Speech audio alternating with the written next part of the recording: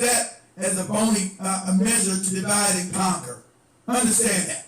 It's a bony way to divide and conquer because at the end of the day, the oligarchs control all of them. That's why you see everybody get up and stand up and clap for Benjamin Netanyahu. Woo! You're not even an American citizen. You understand that? Because we're controlled by a certain group of people. These are just facts. Names will not go mention. You know who they are, right? So what are you talking about? Democrats and Republicans. Anybody on the Democrat or Republican fence, you are a moron, right? You've been a moron. There's no Democratic Party, there's no Republican Party. There's an oligarchy party that controls both of them.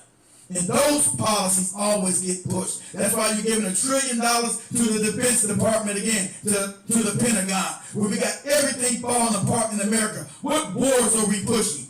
Why is there $1 trillion budget going to the military industrial complex? Why are we not rebuilding the country? He's not mentioning that. Because both parties have been pushing that.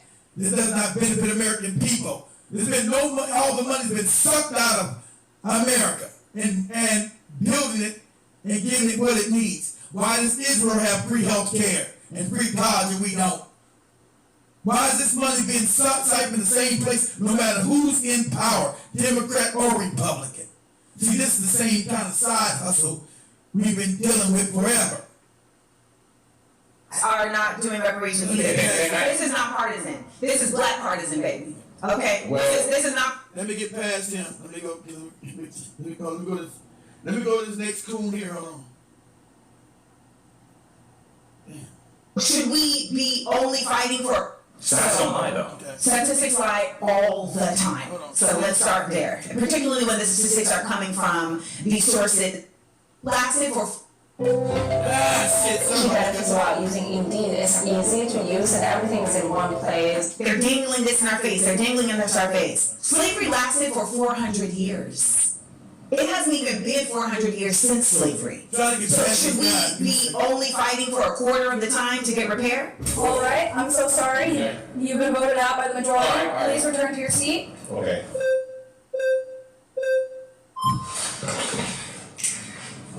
My name's Matt Nuclear. Matt Nuclear? Matt Nuclear, yes. Matt Nuclear, give me another handshake on that. Let's do it. I appreciate having this conversation with you, a beautiful black woman like yourself. This is nice, beautiful arena here. I just agree that reparations are necessary. I think the most important thing that's necessary right now for the black community would be the stopping of violence, especially black on black. See, they come with the same propaganda point. Black on black. The most important thing, black on black violence, when the majority of violence is committed by white men. And the majority of violence is by white men in this country. What are you talking about? Why was the reparations good enough for the Japanese? I say this again. Why was reparations good enough for the Japanese, good enough for the Jewish individuals, and good enough for the American Indians or the Native Americans? Why is that? What are you talking about? So the first thing he says is disingenuous, and she should have been pushed back on that from there. She should have pushed back on that from there. His conversation is the same big talking points of the right wing. This black on black crime nonsense. People commit crime where they live at. Black American crime committed on black American is no more heinous than white on white crime, Asian on Asian crime, East Indian on Indian crime.